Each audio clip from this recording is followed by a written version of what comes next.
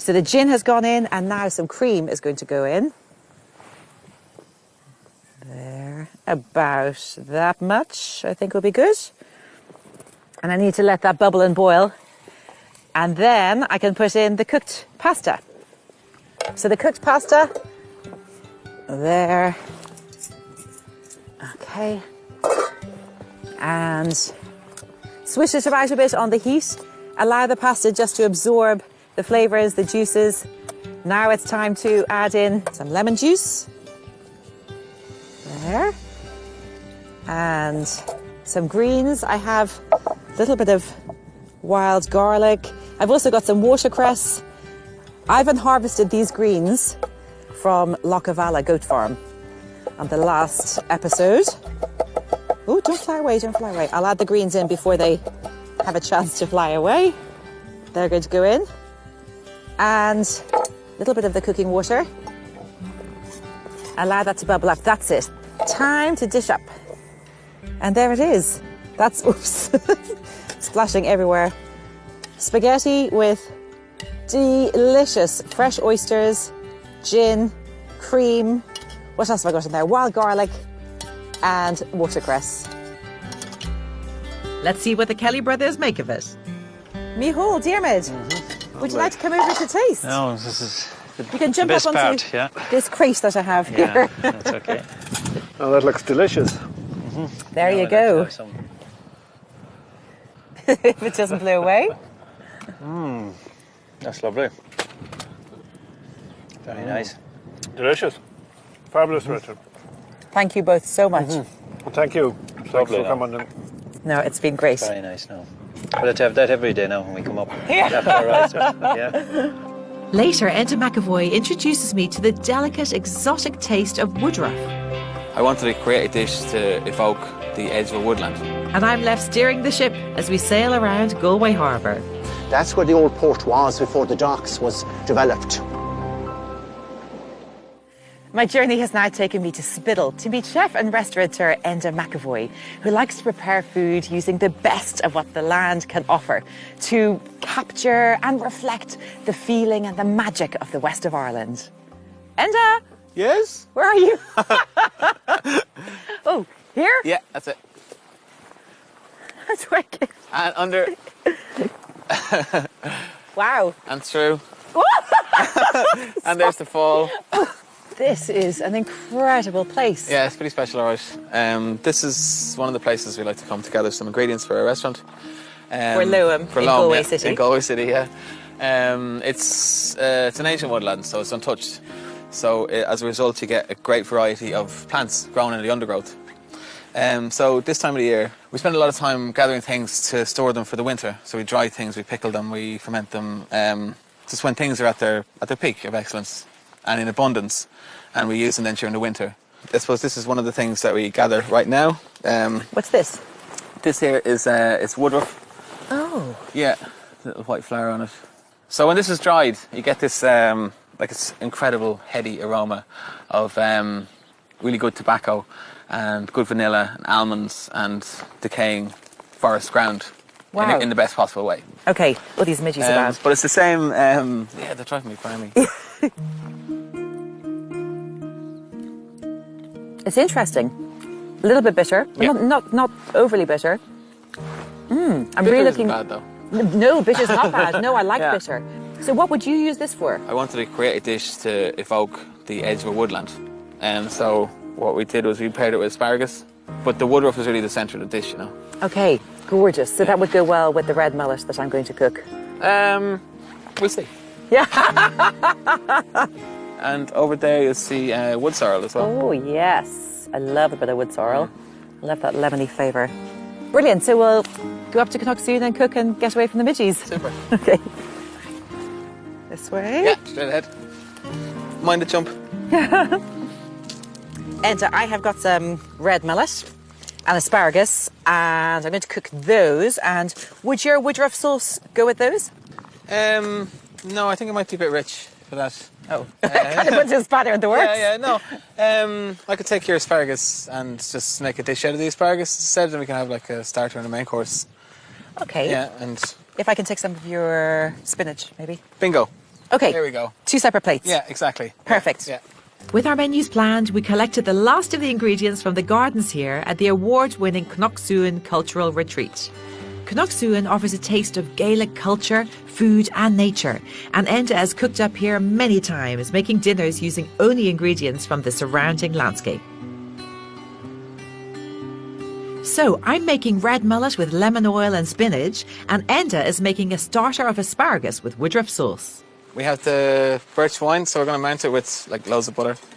So it's like a Bermonte. That looks great. Yeah, it's nice and glossy, isn't it? I'm really excited about tasting this. I have no idea what this is going to taste like.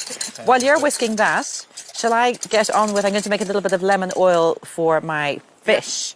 So I have got the red mullet here. I just love the colour of the skin. The skin's been descaled, and I just love the pinky, orangey colours. And so what I'm going to do is just grate a little bit of lemon zest. There. Some olive oil. There. Or butter is really good in this as well, of course. So I'm just going to put this out like this. The pan is getting really nice and hot. Keep some of that lemon oil for the greens for later. And then some salt. Some pepper. And I'm going to put that skin side down because I'd like to serve it skin side up. And there. Okay, so while that's on cooking, because I need to get that really nice and golden on one side, do you want to carry on with? Yeah. Sauce is starting to look quite glossy, so it's just the butter is mounted in on the wine. So you're basically creating an emulsion. So I'm going to put it into the Thermomix. Okay. Or the blender. Then I want to get this on the heat again, and I'm going to put some hot water into it. Thanks, Ivan. Just to speed things up a bit. And this is just to blanch the asparagus very quickly. Okay. So we usually use a mixture of hot water and butter. This sounds great. So I'm just going to finish this sauce off now. So I put the woodruff in there, and I'm going to put the spinach in there now as well. And then just whiz it up.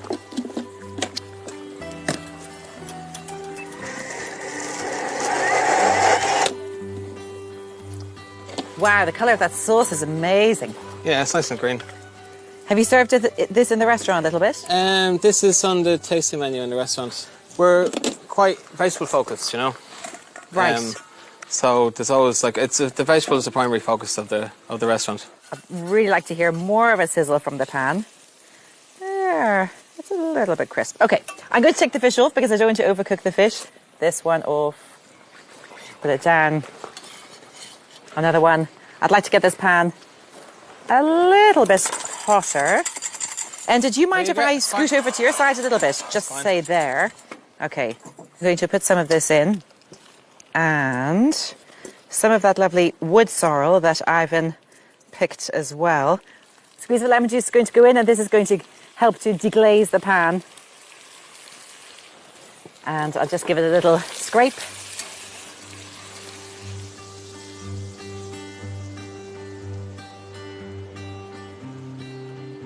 But there's some little bit of fennel, and that is red mullet with some spinach here from Knocksuin and some wood sorrel. And that's it. That's main course. There. Okay, so what do you need to do with yours? I'm going to just quickly blanch the asparagus. Quickly drop them in there for a second. Now, I'm just going to take this out.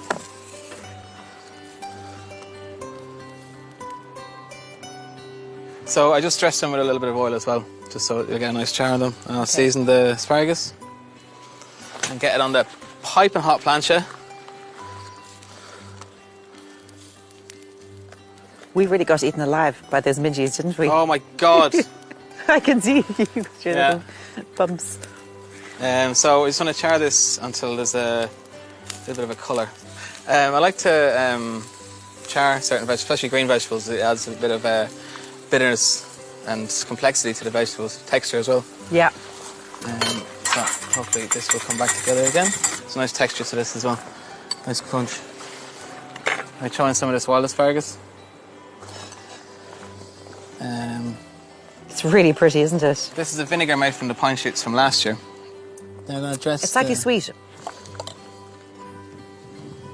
And this is a fermented double cream, and it tastes very barnyardy. You can dip your asparagus into it. That looks incredible. So that's your asparagus with your Woodruff sauce and your fermented double cream. Yeah, and pine shoots. And pine shoots. You're a genius. Cool, yeah. Thank you so much. That's 2 lovely fresh dishes, my red mullet with lemon oil and spinach, and Enda's asparagus with Woodruff sauce. And I'm really excited about tasting this. Cool. That sauce is incredible. It's like jumping into a meadow. Such natural flavours. Yeah. Really. Nice celebration of the Woodruff and the asparagus, I think. You know? It makes it shine. Would you like some fish? I'd love some. The fish is cooked really well. Very nice. The wood sorrel is nice. And thank you so much. That was a really fun day. Thanks a million. Thanks for having me. The weather conditions have changed considerably travelling up the coast, and the wind today is perfect for a little bit of sailing. What better way to take in the sights of Galway city than from one of its traditional boats? The Claddagh boatmen restore these magnificent vessels and invited me on board. OK, so how do we start, Colleen?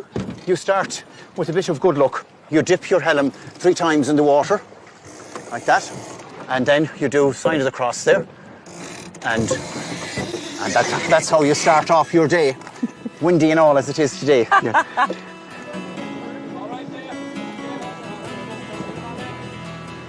We set sail from the docks to the old port, but before we could reach the calm waters of Claddagh Quay, we had to navigate the high seas. So, Colleen, this is a famous Galway hooker. When did they date back to? No one knows. There's a mystery attached to their origins, which is great. And we love that. While we had hookers around Donegal, hookers, Skerries, Kinsale, Mayo. The only one that survived was the Galway one. Like in the 1880s, they had them around the coast. Well, this is the only place that it survived, and it survives today, and it's thriving today. There's altogether 180 of them, big and small ones. Was it the particular shape of the boat that's good for the slightly choppy seas? Yes, I would say that's by and large. Hold on to your head. You picked a fine windy day anyhow. You knew these were great weather boats. Yeah. I would say that they were obviously designed by boat builders to suit the conditions on the west coast. And what were they used for? Were they used for fishing or exporting? They had a combination of uses. Originally, they would have been mainly fishing originally for people. Then for carrying turf, and then of course they were used for also carrying seaweed to different places, especially into Galway here. And this is where the port was actually. Some of the where the people are walking there at the Spanish Arch. That's where the old port was before the docks was developed. As we turned back, I took the helm. Why are the crew all looking really nervous? I wonder. There's a gap down there that you can get out. I can see it. To get back to the docks, I had to tackle the ocean waves. Now we're out on the high seas. Oh yeah, this is slightly different to being in the harbour, okay. Ooh, how many knots are we going? Oh, I'd say you're probably 20 now at this stage. Oh yeah. Why not? Big pull, isn't there? History, tradition and the beautiful simplicity of the food are what make Galway such a special place. Eating oysters fresh from the bay was such a delicious treat. And cooking outdoors beside Enda with such lovely local ingredients was a fun way to produce a quick 2-course meal. Delicious. Another amazing place on my tour of the coast. I continue to be astounded by the quality of produce and the warmth of the wonderful people I've been meeting along the way.